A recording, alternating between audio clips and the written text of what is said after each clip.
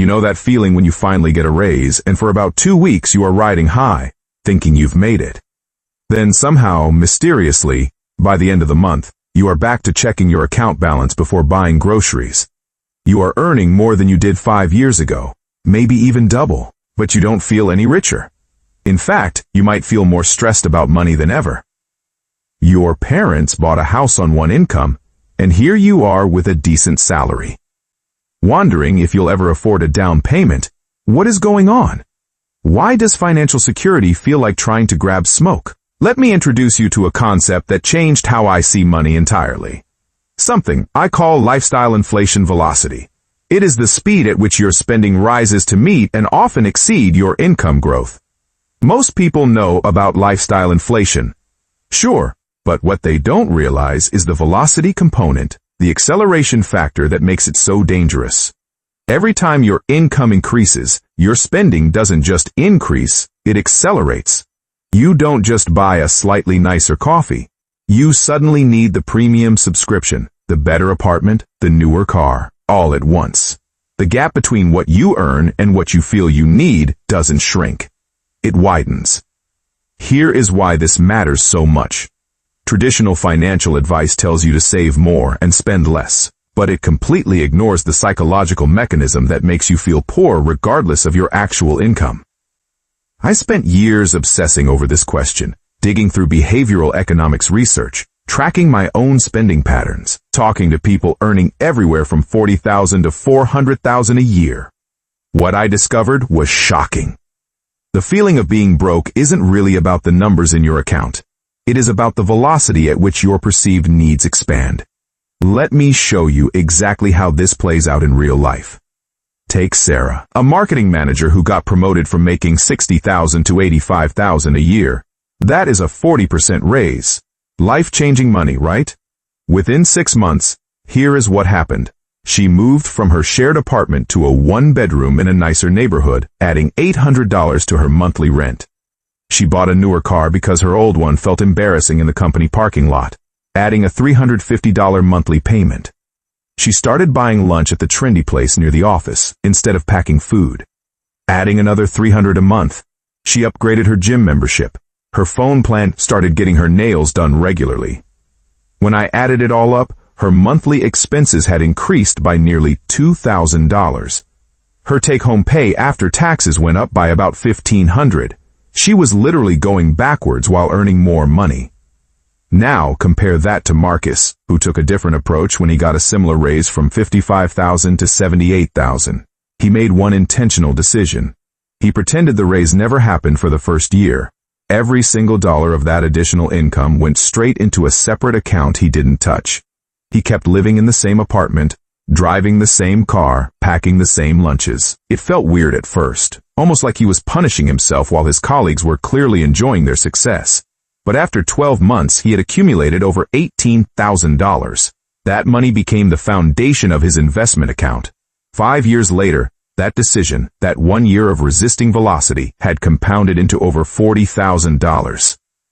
Meanwhile, Sarah was still living paycheck to paycheck on her higher salary, wondering why she never felt secure. The difference wasn't discipline or willpower. It was understanding velocity.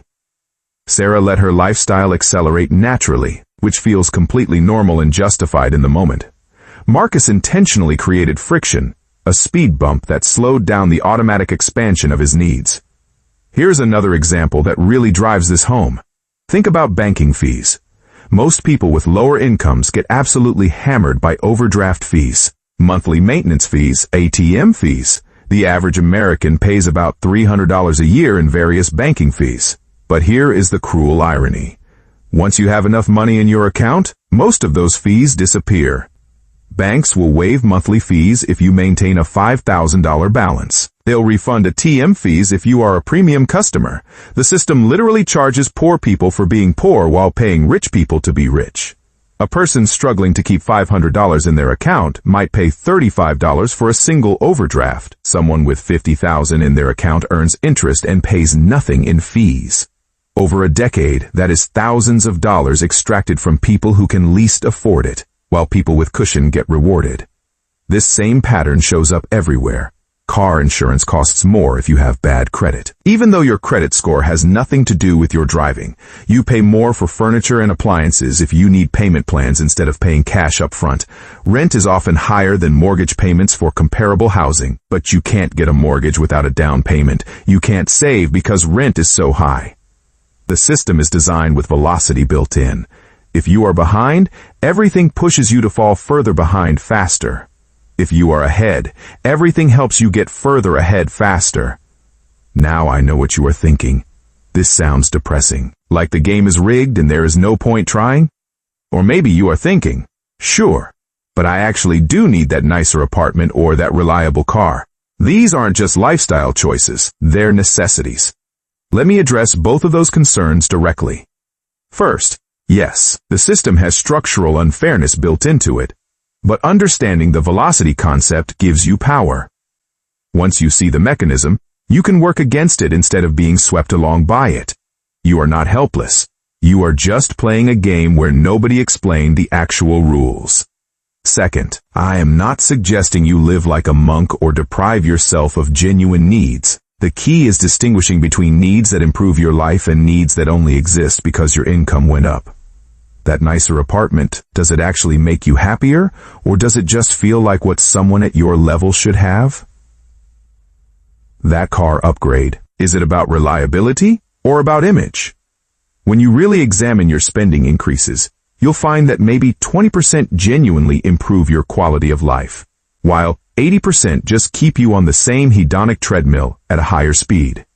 Here's what I am not saying. I am not telling you to never enjoy your money or that spending is evil. Money should improve your life. What I am saying is that unconscious velocity, letting your spending automatically accelerate every time your income grows, guarantees you'll never feel rich no matter how much you earn. There are people making $300,000 a year who feel broke. Not because they are broke, but because their lifestyle velocity matched their income velocity. And now they're trapped in golden handcuffs, terrified of losing the job that funds the life they've built. So what do you actually do about this? How do you escape the velocity trap and start feeling like your money is actually working for you? Let me give you specific, actionable steps that work regardless of your current income level. First, implement what I call the freeze and redirect strategy. The next time you get any income increase, a raise, a bonus, a tax refund, anything, freeze your lifestyle for 90 days. Don't make any new recurring purchases. Don't upgrade anything. Just live exactly as you were living before. Take that extra money and put it somewhere separate and slightly inconvenient to access. Not impossible, just not in your regular checking account. A high-yield savings account works perfectly. After 90 days, you can reassess. Maybe you'll decide to upgrade one thing that genuinely matters to you, but you'll do it consciously, not automatically, and you'll have broken the velocity pattern. Second, audit your subscriptions and recurring charges right now. Today, pull up your bank statement and highlight everything that auto charges monthly or annually. I guarantee you are paying for things you forgot about, or don't use enough to justify the cost. Streaming services you watch once a month, app subscriptions you signed up for and abandoned, premium features you never use. The average person has over $200 a month in subscriptions they could eliminate or downgrade without noticing any decrease in life quality.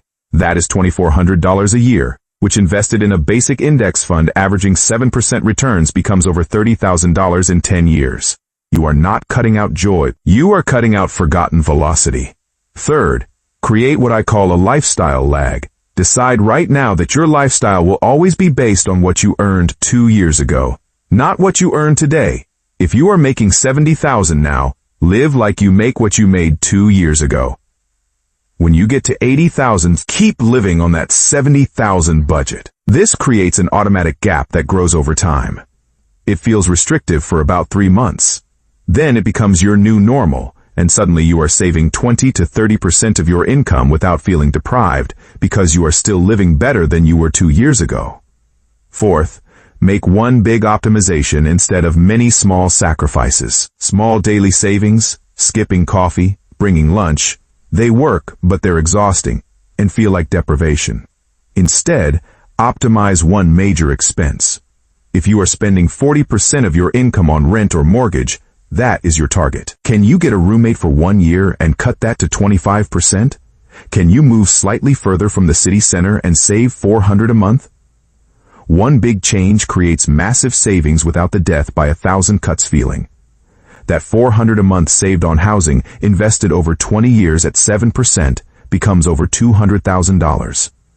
One decision, one optimization, life-changing impact. Fifth, build your enough number. Sit down and actually calculate what enough looks like for you.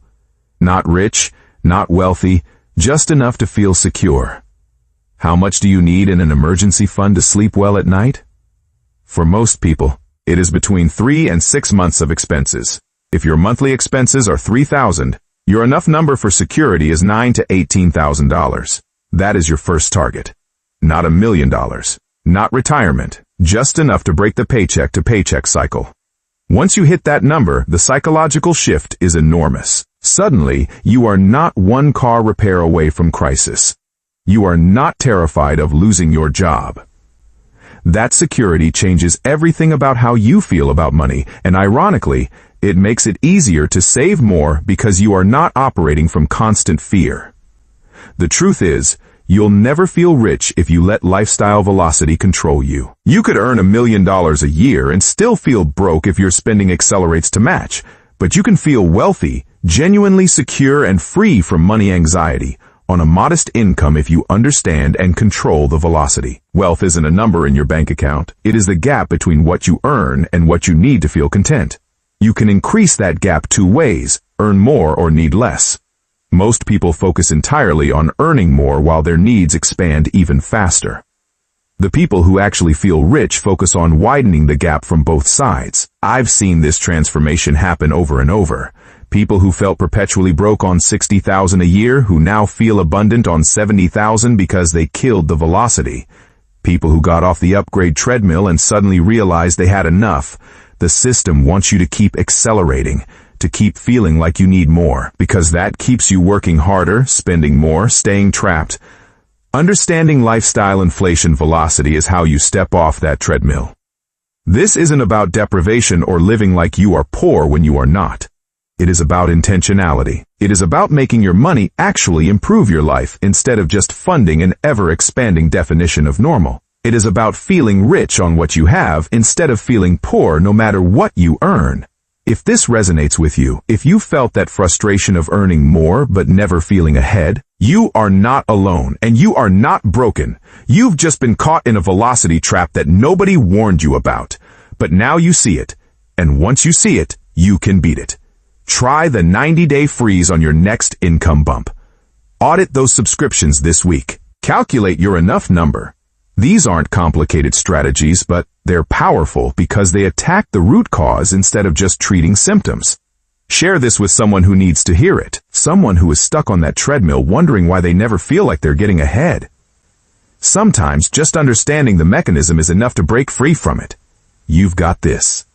The path to feeling wealthy doesn't require a massive income. It requires breaking the velocity cycle. And that starts today, right now, with one intentional decision to stop letting your lifestyle automatically accelerate every time your income grows. That is how you win.